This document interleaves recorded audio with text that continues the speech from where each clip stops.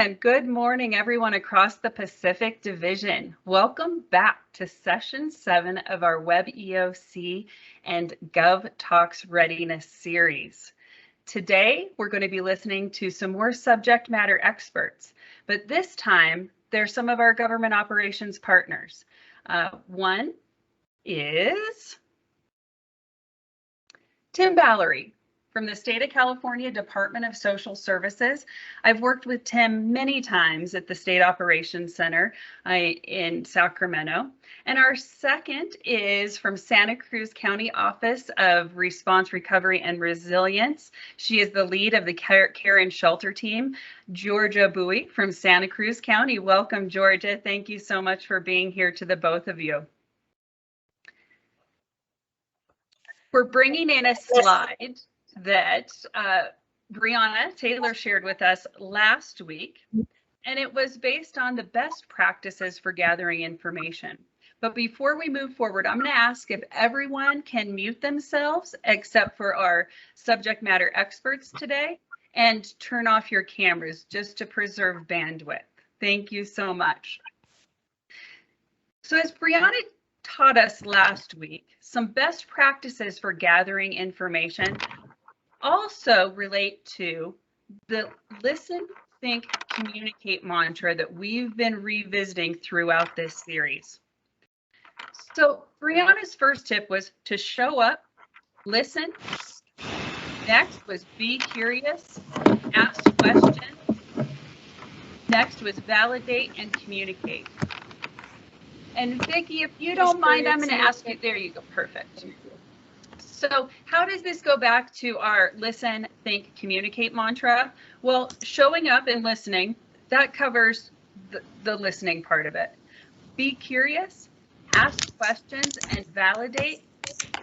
This is the very important step of thinking, okay? We need to think about information before we share it out or communicate it.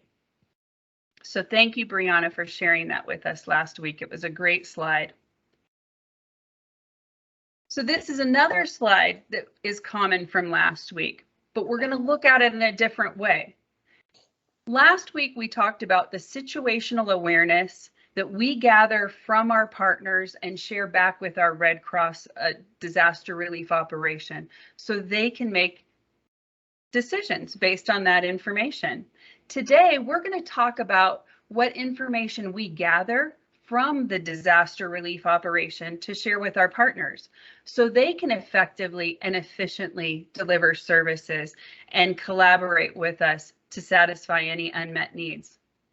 Some of those things that come up when we're talking about information that we're sharing with partners is shelter counts, meal counts, damage assessment, mission requests of all varieties, coordination with our VOAD and our COAD, and again, that's volunteer organizations active in disaster and community organizations active in disaster, and resource centers.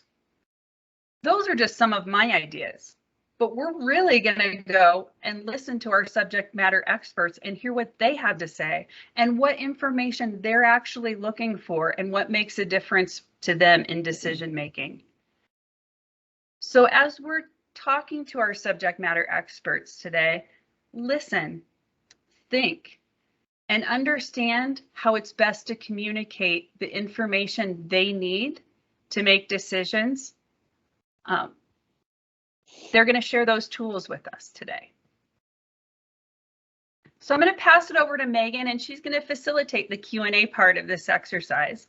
And again, thank you, Tim, and thank you, Georgia, for joining us today. We couldn't have as an effective and engaging presentation as we are without you. So we appreciate your expertise and knowledge. Megan, take it away, ma'am. Thank you, Sherry. So hi, Tim. Thanks again for joining us today. If you could turn on your camera and come off mute, that would be wonderful. You know, I am off mute right now. However, okay, my camera's been acting up. I do apologize for that. No problem. Mine's been doing the same all day. So let's go over the slide in front of us.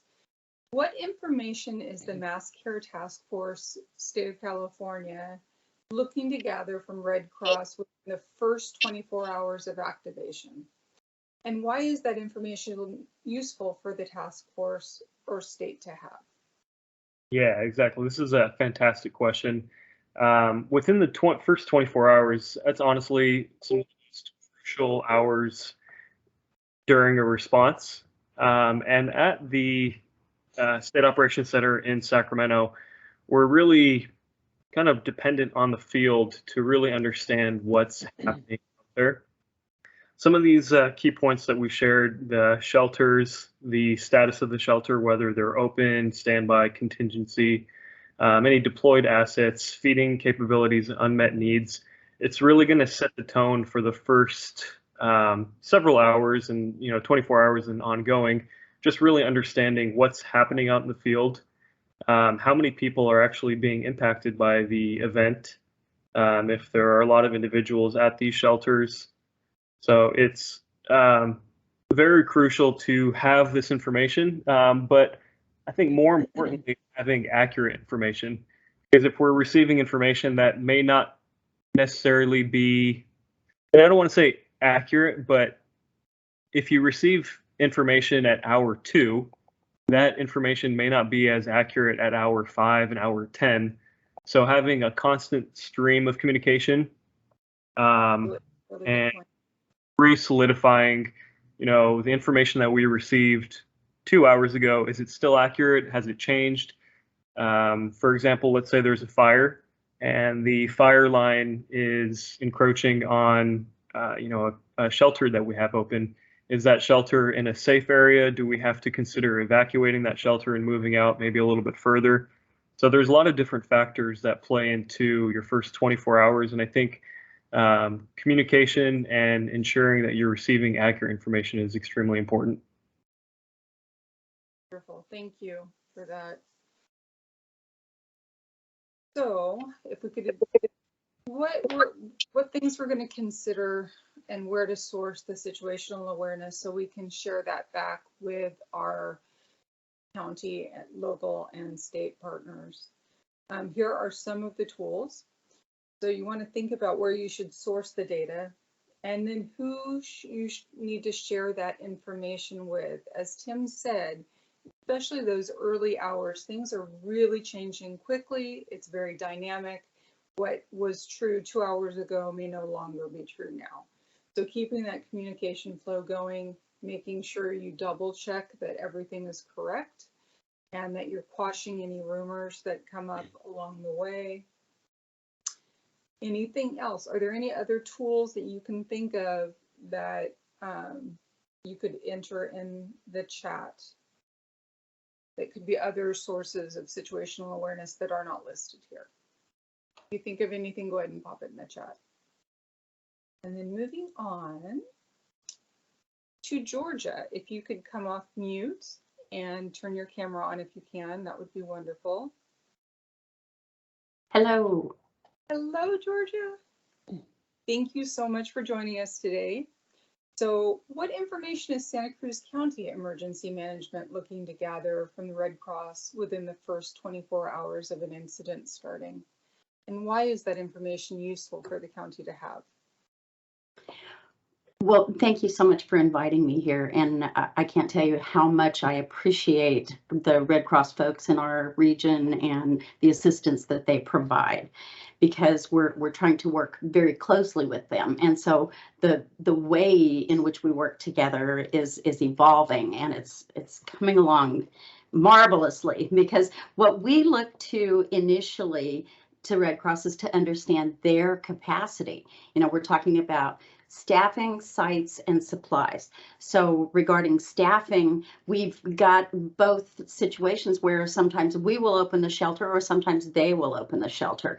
So understanding, and the fact is that we work with our county, but Red Cross works throughout the county, the region, and globally. So, we understand that they may not have folks immediately available. So it's just a coordination of the staffing there and how many are available, available, and like I said, who's going to open the site. And then that continuous coordination, depending on the duration of the event, so that we have ongoing staffing and the handoffs between the two different organizations. And then on the site selection, we try to work in advance as much as possible, but again, as the event unfolds, then we're trying to determine what parameters we need to identify the ideal locations. And so whether it's in an area that's impacted or potentially could be in the future, and then just understanding that best location, and especially how to select location for disasters that involve two op areas. And then last, it's about the supplies and understanding the known inventory and the locations so that we know what's situated closest to the site selected, and then whether it's a county emergency trailer or a Red Cross trailer, and then deploying those goods to that site. And as it evolves, identifying any gaps that we have and reaching out for assistance to them. They were tremendous help during the fires and delivering cots for us that we desperately needed. And so. Thank you, Georgia. That's a wonderful answer.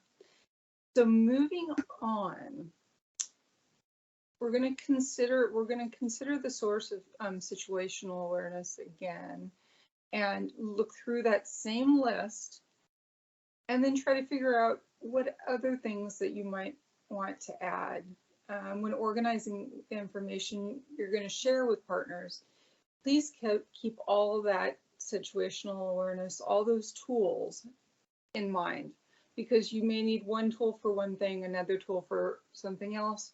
You may indeed eventually even have to invent your own way of doing things or your own tools, depending on what the situation around you is.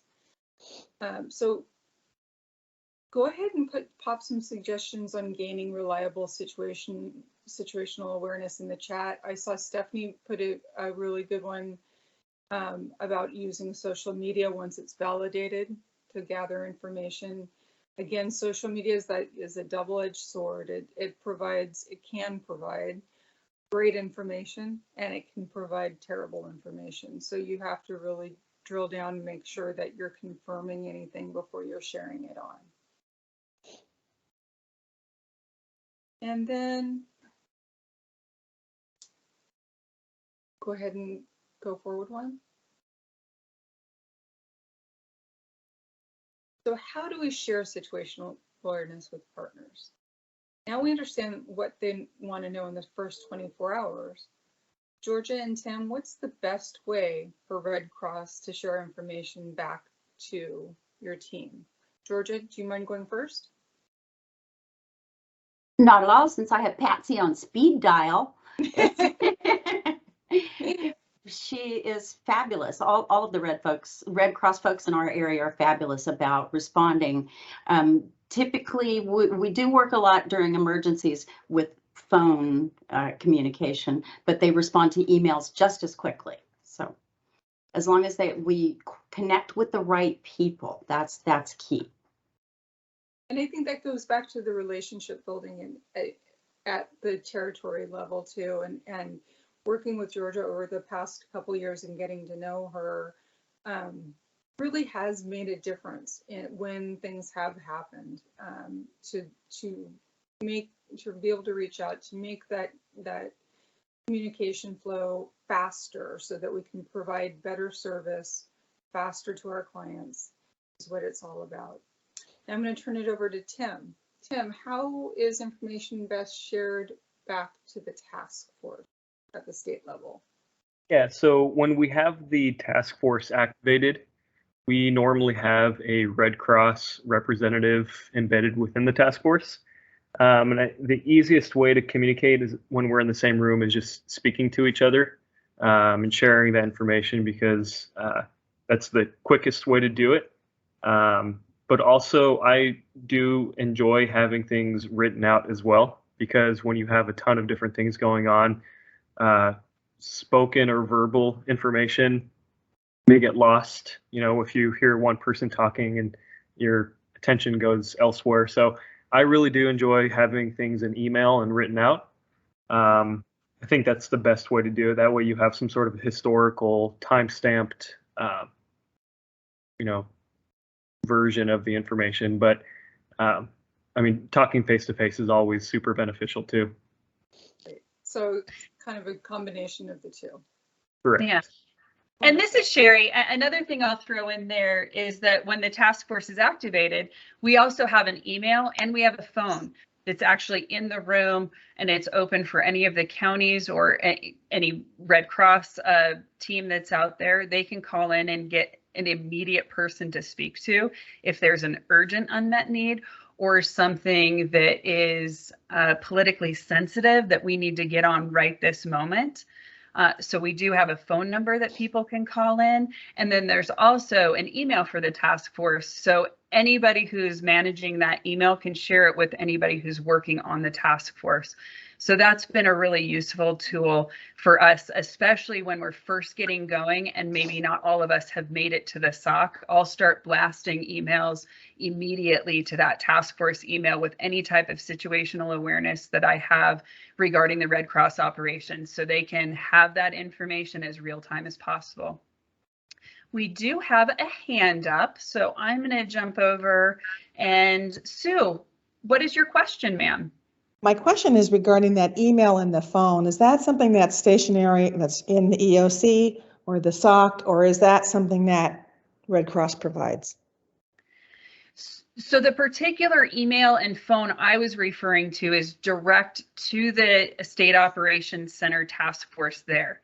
I would imagine that different emergency operations centers in different counties and operational areas have different methods, especially our smaller counties or operational areas who may not see disasters very often. Thankfully, they're probably not going to have that mechanism in place to quickly set up a phone and an email. We just happen to have that because we know every year at some point there's going to be multiple fires throughout California, and we're going to be activating the State Operations Center.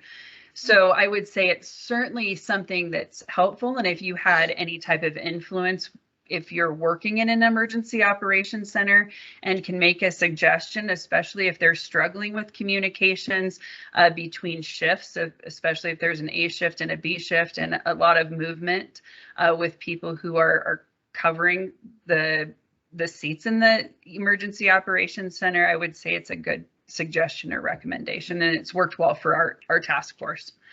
So sorry I took over there for a second, Megan. Now back to you. No, not at all. That was wonderful. So going back over to Georgia again, what information is most useful for the county to know and or consider on a regular ongoing basis, and how is the information used? Georgia? Thanks. I think it's helpful for us to keep each other notified about changes, because changes happen all the time. Personnel, we just had the gentleman that's been the lead of our care and shelter for many, many years just retired. So Randy Fedak, we miss him.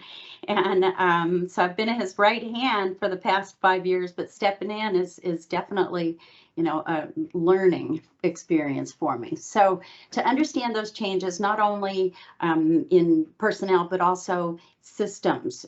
We're using one application and we're going to start using another one. You folks have some changes in your the applications that you're using. Forms change, rules change, paperwork, all of those things. So just trying to ensure that we are keeping each other informed and that we're using the best communication methods and resource tools. And the most wonderful thing, though, I think, is the websites that you have available, your resources, your training. And so we just learned about the new volunteer training that we're implementing for our CERT team. And so just by staying in regular communication, they learn what's going on with us, we learn what's going on with them. It's been incredibly helpful. Thank you, Georgia, for that answer.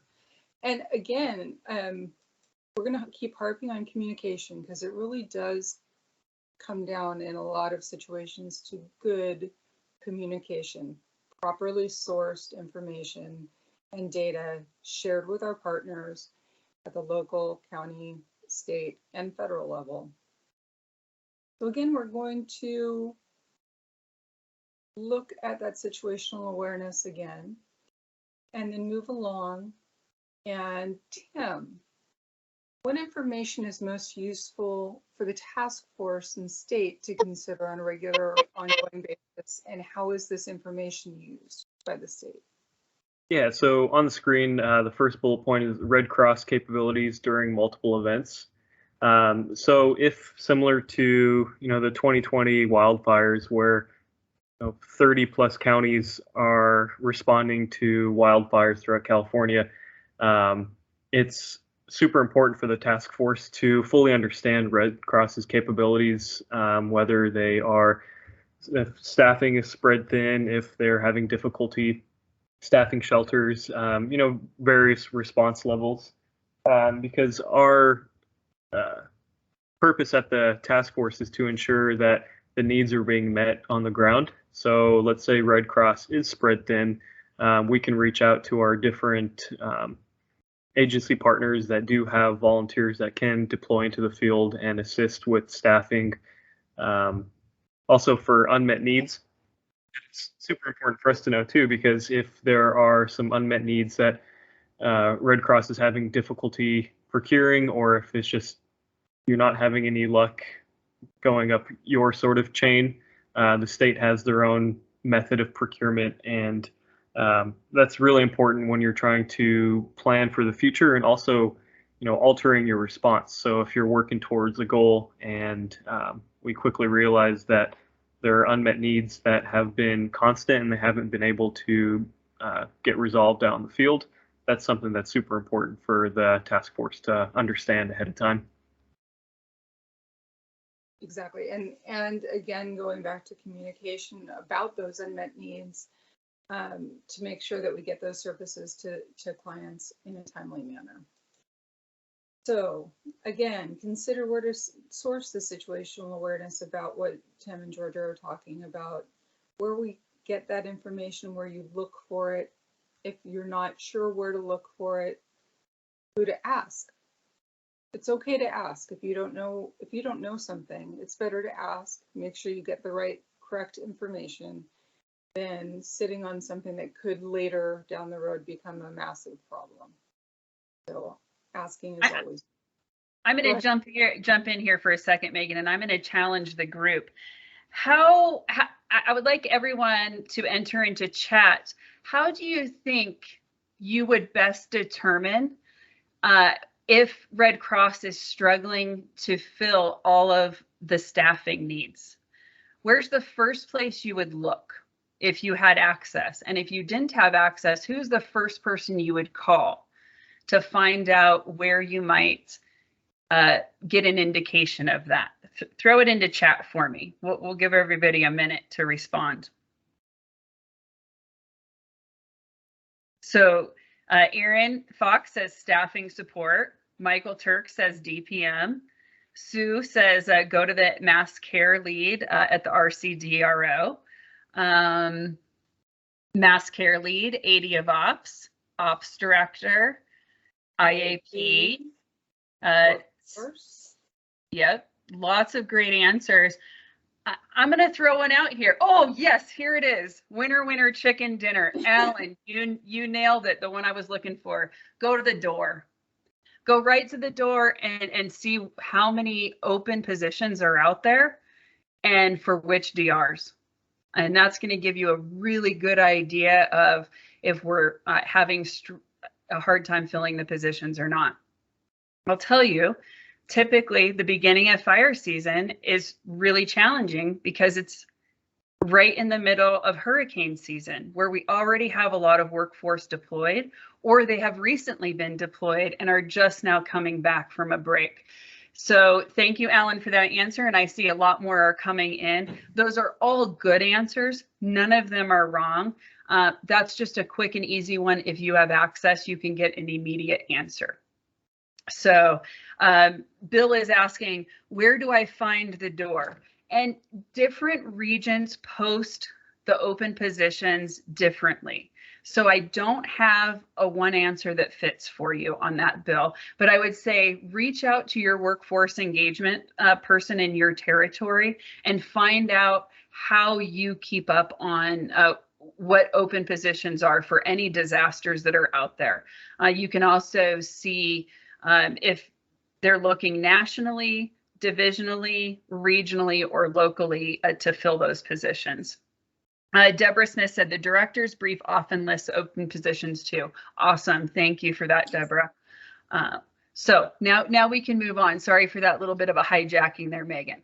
No, perfect. And we got lots of good answers in there too, which is exciting. And they're still rolling in. And they're still rolling in. I love it. This is great. Thank you, guys. So going back to Georgia for a minute, I want to thank you again, Georgia, for taking the time out of your day to join us. You are such an amazing, cherished, treasured partner. I'm in Georgia's territory, so I live in Georgia's territory, so we're neighbors almost. So I want to thank you again for joining us today, and thank Santa Cruz County and the wonderful partnership that we have developed over these years. It's truly special and a joy to work with the county. Obviously in blue skies, preparing for something we hope never happens, right? But working with you is a joy. So this question, what's an example of other information you have asked the Red Cross for during a disaster, and why was it requested? And it's so timely that we were just talking about staffing and how to determine that, because it sometimes can be challenging, and you've got someone in the middle and trying to convey the information. And so, and yes, we've had plenty of practice here in Santa Cruz between fires and debris flows and tsunamis and you name it. So, so during the last debris flow evacuation, we were attempting to connect our personnel coordinator with the Red Cross coordinator so that they could work together to ensure that we had the coverage we needed for the sites that were already in place, and then the sites that we were considering standing up if the situation changed. So during the middle of an event isn't maybe necessarily the best time to roll out a new procedure, so it didn't work ideally, but we have decided to include them in our regular meetings. So as you said earlier, they can get to know each other and work out a system so that we can work together to ensure that we have adequate coverage for the sites. Yeah, and that just provides a faster, better response to the people who are in need of services. So Tim, would you like to also answer that question? Yeah, absolutely. You know, one thing that I really enjoy when working with the Red Cross is that everyone from the Red Cross that I've ever interacted with is always a subject matter expert in something. You guys all have fantastic backgrounds, and you guys are hard workers, and we really enjoy working hand in hand with you all.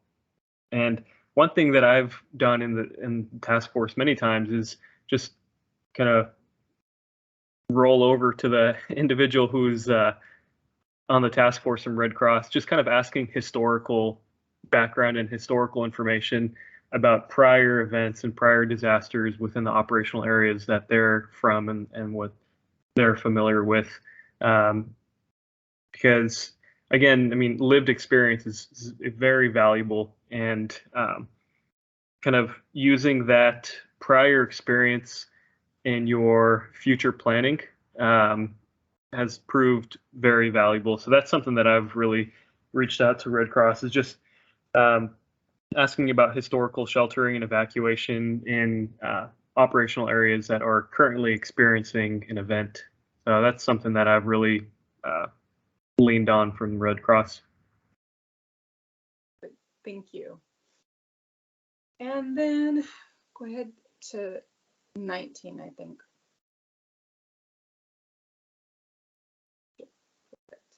So again, we're going to go back to considering where to source the situational awareness for all of the questions that may come up along the way in a response and during a recovery. And I just want to take a minute to thank Tim and Georgia again for taking the time out of their days to speak with this group. I'm going to go ahead and turn it over to Sherry to take us on. All right, thank you so much, Megan. We are actually progressing a little bit more quickly than I anticipated through this session. So we do have a little bit of time for some questions and some feedback from the group. So we do have a very large group, and we're going to have to keep the questions to a limited number and the response to a limited time frame. But I do want to open it up. Do any of you participating in the session have any questions for Georgia or Tim today, particularly about the information that they're looking for to gather from us during a response? Throw some hands up for me if you have any questions, or throw your questions into chat and we can ask them.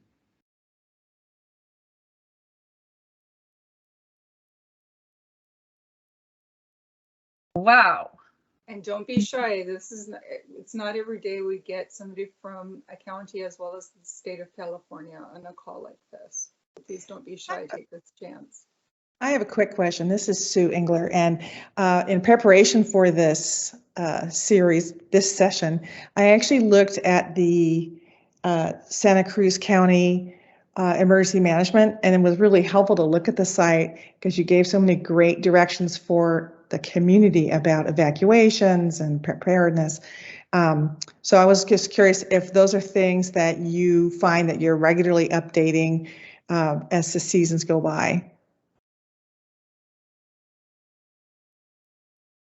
And yes, there are a couple of sections. So we have staff at the Emergency Operations Center. They call it the OR3, the Office of Resilience, Response, and Recovery.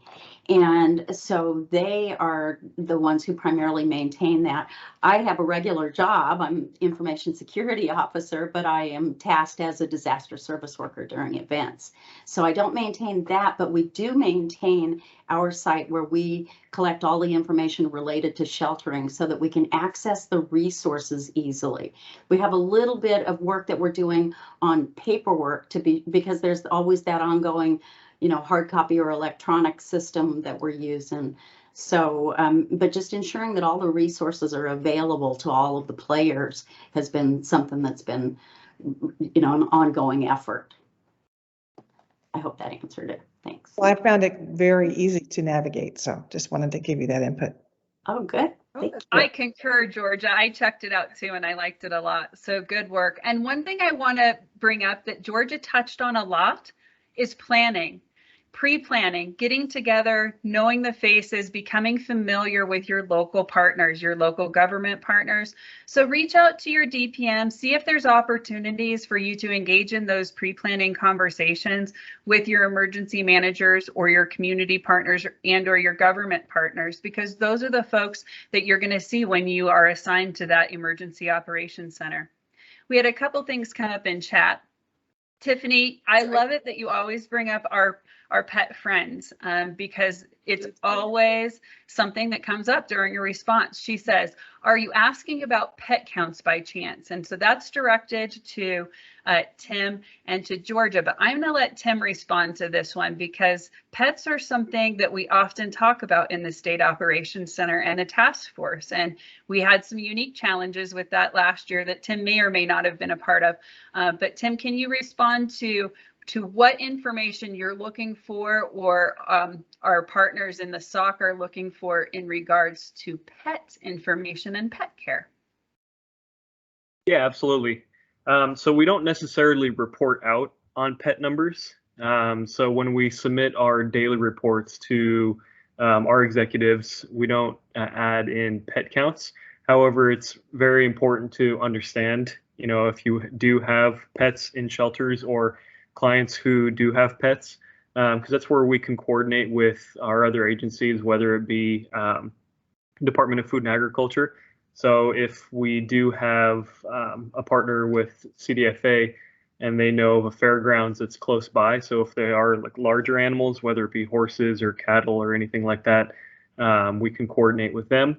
or if they are, household pets like cats, dogs, common animals, we would work with the operational area to see if there are local pet hospitals or different pet care clinics that might be able to assist. Because during a disaster, the last thing you want to do is separate an individual who is evacuated and their pet, right? Like that could be someone's, family member. My two dogs, I would never want to separate myself from my two dogs, especially if I'm being evacuated. So that's definitely something that we do consider on a regular basis. Yeah, there's a lot of dog lovers, and I'm sure all pet lovers, but a lot of dog lovers, especially at the SOC. And it's a question that comes up frequently. Okay, there's a shelter. Are they allowing pets to cohabitate with the clients or not? And what is the situation there? If they're not, where is the care for those pets? Thank you so much, Tim, and thank you, Tiffany, for that question. Tom asks, should we coordinate with public affairs before we release status information? So I guess it depends on what you mean by release of status, the release of information. Public affairs is going to be releasing that information or putting it out to the public, but I wouldn't say we need to hold off on reporting that to our partners until it's reported in the media or in the public. So I would say that that's a yes and a no answer. Does that answer, Tom, or do you have a follow-up question for that? Okay, I'm going to assume that answered it for you. Stephanie says, unmet resource needs are supposed to go up the chain in ICS, not go directly to the top. How is going to the task force consistent? So that's a really good question, Stephanie. There's always a process in making requests from the state. Requests always start locally, always. They always start with the operational area. So it's a matter of coordinating with the liaison that's in the emergency operations center in the operational area that's affected by the disaster with those of us in the task force at the state level. And that's typically going to be around any unmet mass care needs. So the request always comes from the operational area, usually through a tool like Web EOC. Not all counties and operational areas use Web EOC, but they always usually use a similar tool or similar process. So first, the unmet need is identified, either by the Red Cross, if it's something at a shelter that we're managing, or by a community partner that might be managing a shelter, or by the operational area itself, the county. From there, discussion happens in that emergency operations center. And if it's determined that no local partners and the operational area itself cannot meet that need, then it's escalated up via a request, usually through a system like Web EOC, to the states. And if it's mass care related, it's going to come to the mass care task force. What can happen before or during the request process is conversations can be occurring. So let's say you know that there is going to be a request that's going to be put into Web EOC, and you, meaning you're a Red Cross person who's maybe working at a shelter or in the operational area. Through conversation, you know that that need is not going to be met.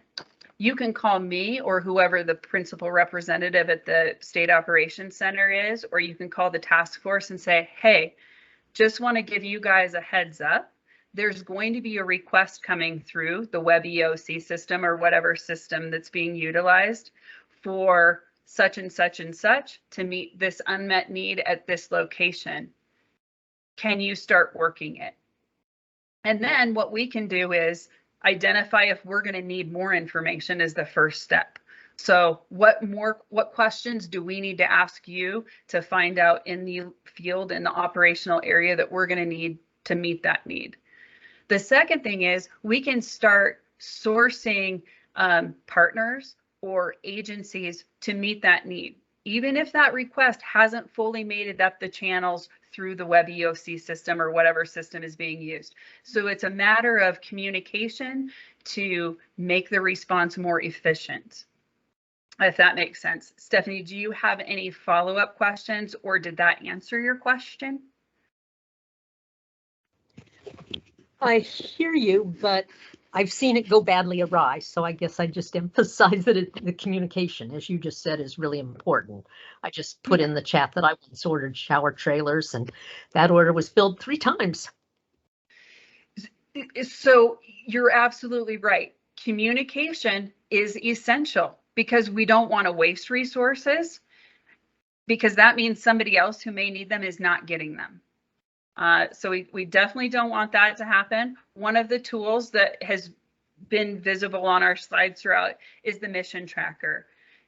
This fire season, I think you're going to see it utilized more than it has in the past. It's kind of been per DR whether we've used it, but the mission tracker gives basically everyone in the Red Cross operation visibility on missions that are being worked and the status of those missions. So this is a place where that could have been prevented from happening, right? If we have one request going in the mission tracker, everyone could see that that's the request. We could have prevented 2 more requests from going in. So thank you, Stephanie, for bringing that up, because very, very valid point, and just drives home the importance of communication and keeping everybody on the same page. So we're going to look at a couple more things in chat before we move on. So Deborah asks, are those in the SOC receiving the frost reports? Yes, we are receiving the frost reports, and the shelter counts are based on what the DOCC puts out each night, those links now. So that way we're all sharing consistent shelter count information. I'm going to bring up another example of a situation that came up, because shelter counts are always challenging at every level of the operation. When they get even trickier is when we have partner shelters that are in that mix. And particularly when we're reporting to the state, they want to know all of the people that are sheltering throughout the state, whether it's a Red Cross shelter, whether it's a partner managed shelter, or whether it's an operational area managed shelter. So how to coordinate and bring those counts together can be a challenge. What's even, I wouldn't say even more challenging, but is a second part of that challenge is making sure that we report out to our partners consistent information, because if the information is not consistent, then questions arise, and confidence levels drop in the validity of our information. So we just need to make sure that we're consistent and we have a process for gathering those counts before we share out that information. So again, listen would be gathering that information. Thinking is how we're going to sync all that information and make it consistent before we share it out to partners.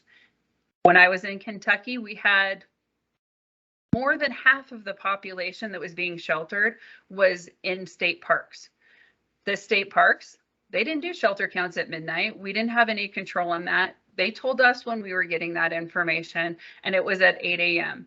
So the principal representative in the State Emergency Operations Center, each day, they got the counts from the state parks. They got the counts from DOCC that we had reported for our midnight counts, and then some additional other partner count information, merged it all together, and then that one person was responsible for sharing it out so that everyone received consistent information, and it eliminated a lot of questions when there wasn't consistency. So Irene asks, which county government agency is responsible for collecting, then making public official damage assessment, and how do they coordinate that with the Red Cross, especially the shelter workers caring for the clients? Wow, Irene, that is a very good question. I'm going to throw this over to Georgia because I want to hear from the county perspective how they approach gathering damage assessment information. I will say before Georgia begins that every operational area can do this a little bit differently. So Georgia, let's hear how Santa Cruz County does it. Thank you.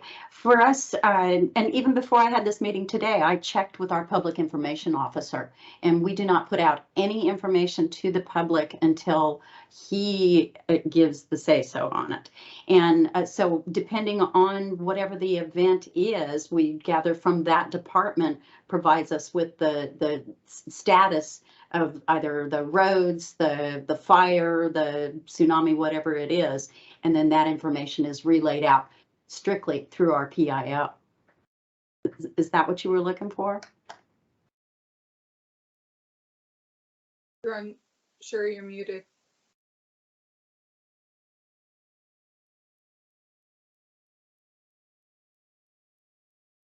Sure, you're still muted. Thank you. Rookie mistake. Thank you so much for that, Georgia. Irene, did that answer your question, or do you have a follow-up? Well, each county seems to have a different way that they get the damage assessment and a different way to share it. So it's really important for especially shelter workers to be able to communicate with the people in the shelters when and if they do get what happened with the information about what has happened to their home. I think up in Plumas County, it was the sheriff's department that was doing that. So it was a bigger question, but it sure makes sense that the PIO would be the source for everything county by county. So thank you. And if I could add, we also have a call center and we have the Zone Haven where they can check both. They can either call to the Emergency Operations Center or they can check their address in that application to determine what the status is, whether they're under evacuation orders or not. As far as, in addition, we had several workers whose homes were impacted while they're working at the facility. So regular communication, whether primarily, we've been at the EOC during an event, but there have been occasions when we were remotely activated. So it's just a matter of contact between the team that handles the care and shelter and the workers at the various locations to keep them informed regularly and to gather that information that we need from them as well. Thanks. Excellent. Thank you so much, Georgia and Irene. That was a good conversation. I appreciate those. Tiffany asks, which states in Pacific Division have SOC, State Operations Center Mass Care Task Force meetings year-round? Louisiana does, and it helps with hurricane planning. Well, I can speak for California. We regularly have meetings. I typically have weekly meetings with our partners with the California Department of Social Services, with just a couple of individuals, but we keep each other aware of any changes in practices, anything that we need to be aware of the upcoming season, any significant staff changes. Additionally, I'm going to ask Tim to talk about this a little bit. As an emergency services coordinator, they lead regional meetings and Red Cross is always invited to those. And that's again in California. As far as Oregon, Washington, Idaho, Montana, Alaska, did I mention them all? And the Pacific Islands, I am not certain. Is anyone on the line with us who can speak to that? I think I saw Larry from Washington. Larry, do you guys have regular meetings? Am I putting you on the spot, sir? We have communications once or twice a month between, our senior DPMs and that sort of thing. We don't normally have task forces stood up year round. We kind of do those per event, but we do talk all the time with the leads, the human services leads at the state EOC. So yes and no. Okay, fantastic. Fair enough. And I know it's something that we're all striving for, right? Planning and collaboration efforts before events. They're essential. And I think that we're doing much better as an organization from the local level all the way up into the divisional level of making those meetings and that collaboration happen more regularly. And now I'm going to bounce over to Tim so he can talk about the regional meetings, because I introduced that and then asked Larry a question. Sorry, guys. Yeah, so we have our mass care quarterly meetings with our different regions. So California is split up into 6 different regions for the mutual aid operational area kind of breakdown. So each quarter we have a meeting with the mass care coordinators, and like Sherry said, we usually have Red Cross join in. Sometimes we have Cal OES, the Office of Emergency Services, join in on the call.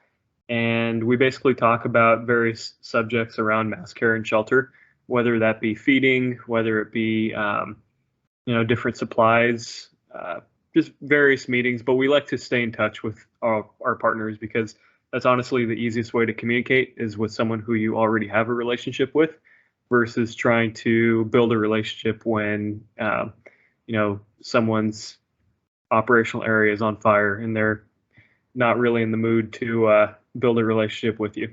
So we enjoy the meetings. Excellent. Thank you, Tim. And I do too. And it gives us, again, just that opportunity to come together, recognize names and faces, maybe not so much faces in the virtual world that we've been in for the last couple of years, but you do recognize voices, you recognize personalities, and you recognize names and can associate them with certain unmet needs that might come up in the future. So that's what it's all about, familiarity and engagement. Erin asks a fantastic question that I should have answered when I started talking about the mission tracker. So thank you, Erin. She says, where do we find the mission tracker again?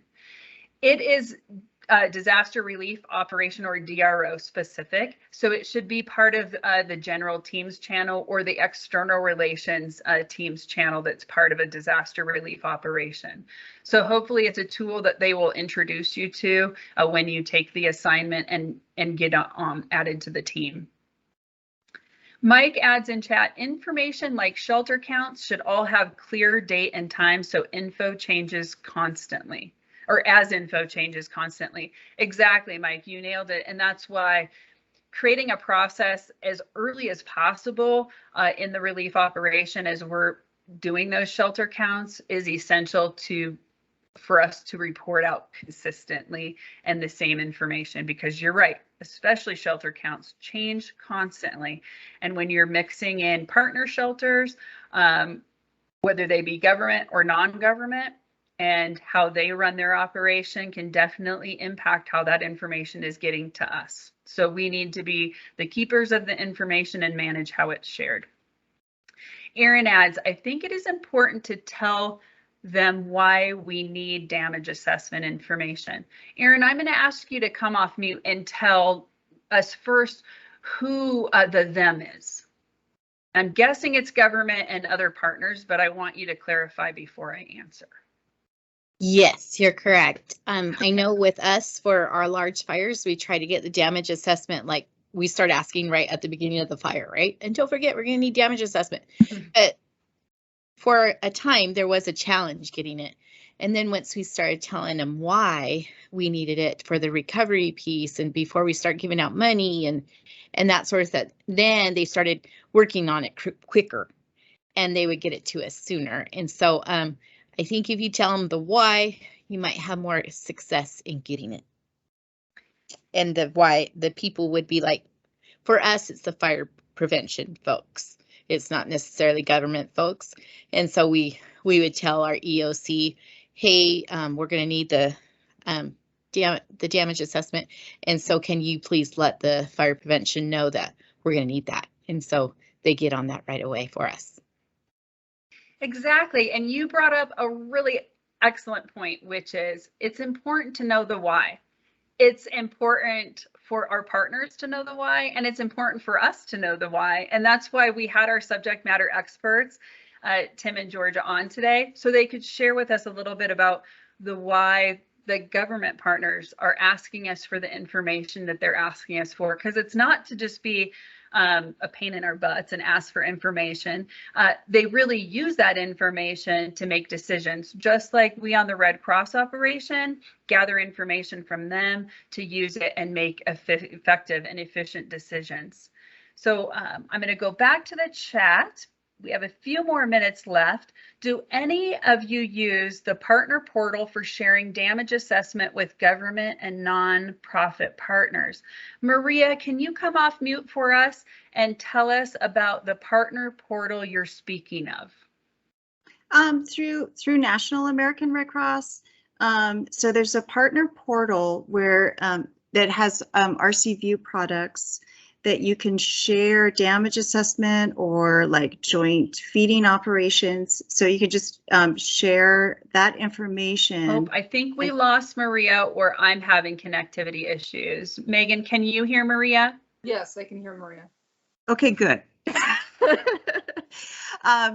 Yeah, so it's just a way that you can share information about where service delivery is happening, usually during a disaster, or you could also use it as a planning product. And I'm just curious, it seems like a really good concept. It's not something that we've been able to use operationally yet. And so I just was curious if anybody on the line has used it before. I have not.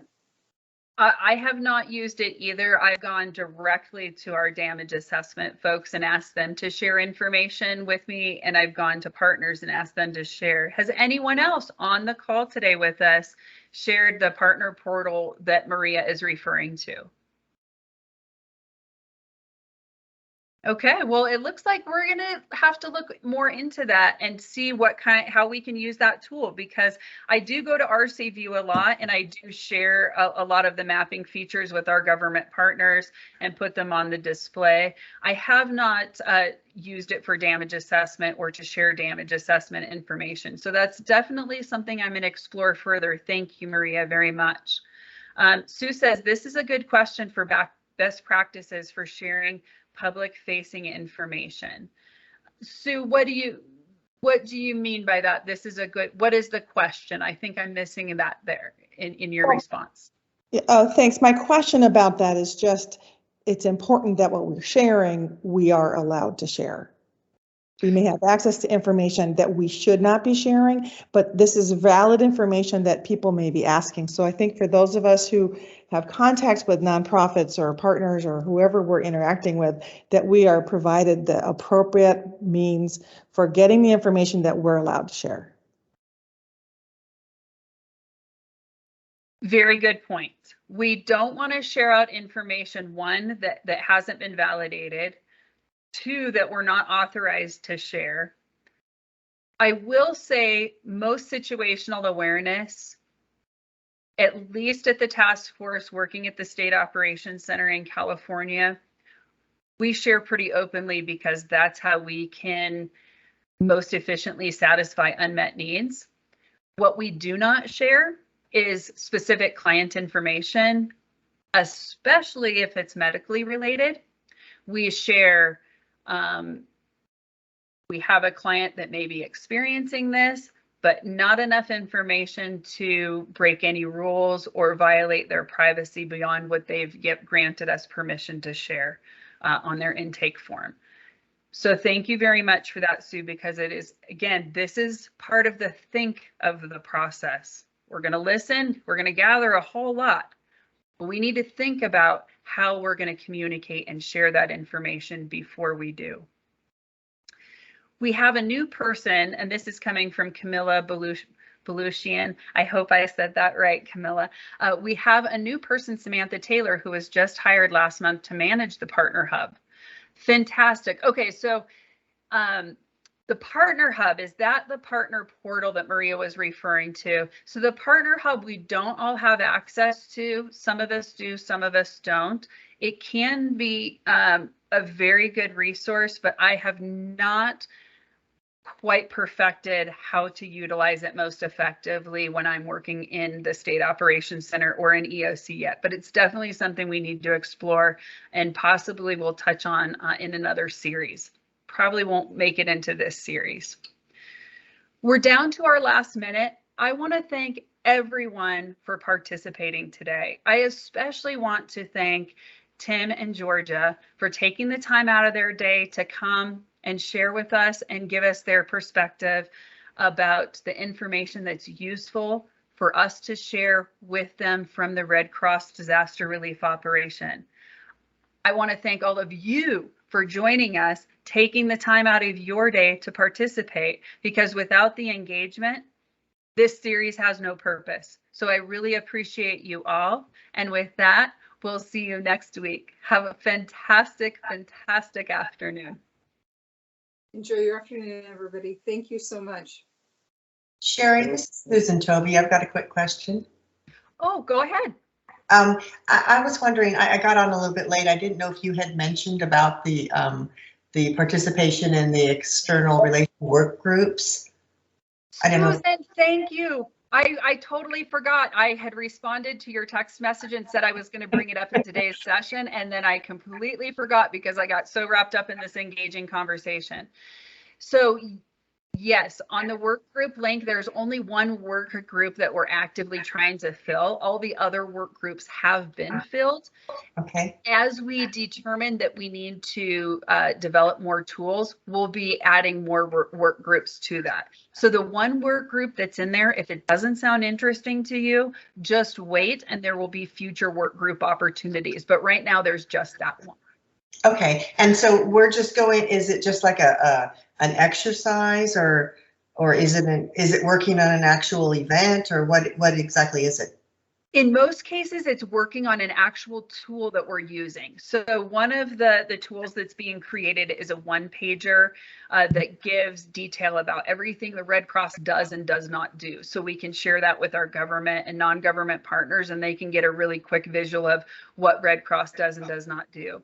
Another one is an external relations checklist that we're working on throughout this series. And it's basically for every disaster relief operation that the external relations team can use as a checklist to make sure that we're hitting all of the major practices that we need to for that operation.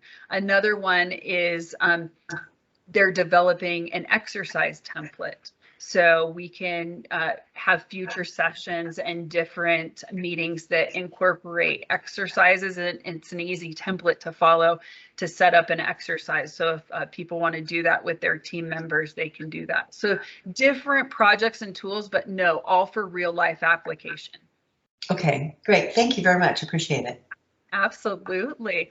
Are there any other questions? Megan and I are happy to stay on the line and answer for a little bit.